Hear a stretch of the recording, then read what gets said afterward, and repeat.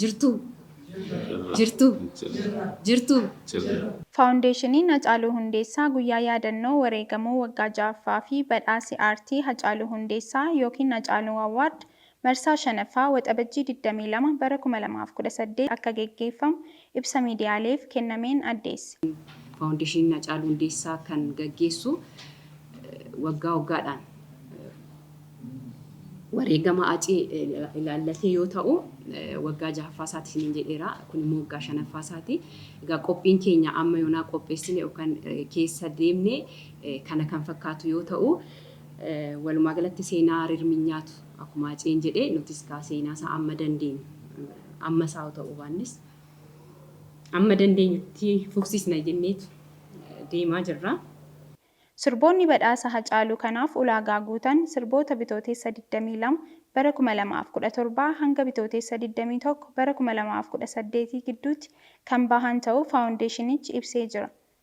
Kaayyoon badhaasa kanaa leegaasii Hacaaluu Hundeessaa itti fufsiisuuf waggaa waggaan kan gaggeeffamu yoo ta'u, bara kana gosoota badhaasaa Muuziik Keerii fi Laayif Taayimii dabalatee gosoota aartii 11 irratti badhaasa akka kennu haati warraa aartist Hacaaluu Hundeessaa Aadde Faantuu Damissee dubbataniiru. Haalli calallii walumaa galatti kan albamoota 3 dabalatee sirboota 250 ta'anitu walitti qabame.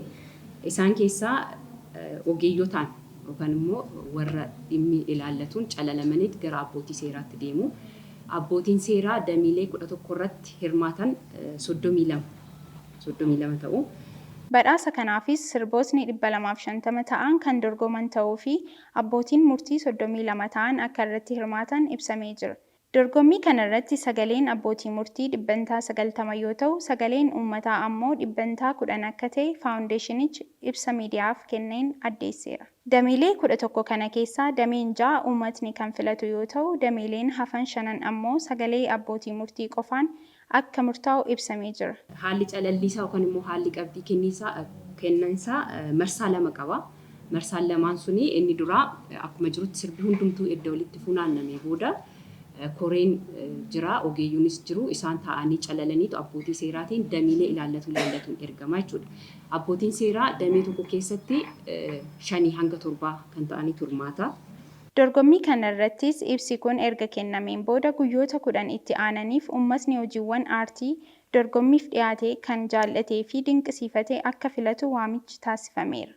Faawundeeshinichi hojiilee gargaarsaa fi hawaasummaa adda addaa hojjechaa jiraachuu fi gara fuulduraattis hojiilee gurguddaa hojjechuuf karoorfanneerra jechuun maanaajarri faawundeeshinii Hacaaluu Hundeessaa Dr. Dhiinsaa Dachaasaa himan. Faawundeeshiniin Hacaaluu Hundeessaa bara 2021 akka lakkoofsa faranjiitti hundeeffame asii hojii hedduun hojjetee jira. Isa kana keessaas inni guddaa ijoon tokko waggaa waggaadhaan badhaasa Hacaaluu Hundeessaa kana qopheessuudha. Inni kun akkuma dubbatamaa ture waggaa 5ffaa qophaa'aa jira. Isa kanatti dabalee akkuma beekamu Haceen aartistii bichaa hin turre. Waan hunda ture. Waa'ee Hacee eenyutu dubbatee hin fitu beekumsa eenyu ol qaba. Kanarraa kan ka'e immoo gargaarsa namoota kufan namoota iddoo adda addaatti gataman deemee gargaaraa ture. Ammas gara fuulduraattis isa kana egaa karaa adda addaatiin kanuma itti fufu ta'a jechuudha. Gabaabumatti hojii gurguddoo kana hojjetaa jira. Gara fuulduraattis immoo bal'isnee wantoota gurguddoo itti adeemaa jirra. Isa kana kan itti adeemuu dandeenyus karuma keessaniin isinuma qabannee uummata Hacee jaalatu biyya Hacee jaalatu qabanneeti kan itti adeemnu.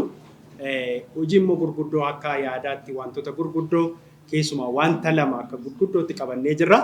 Isa kana akka boordiitti itti mari'atamaa jira. Gaafa boordiin murteessee adeemsa isteeppii ta'e deemu immoo gara keessan gara uummataatti ifa goonee kan qabannee itti adeemnu ta'a jechuudha. Dhumarrattis aartist Gadaa Hamdaa leegaasii Hacaaluu itti fufsiisuuf hundumti keenya ga'ee keenya haa baanu jechuun dhaamsa isaa dabarseera.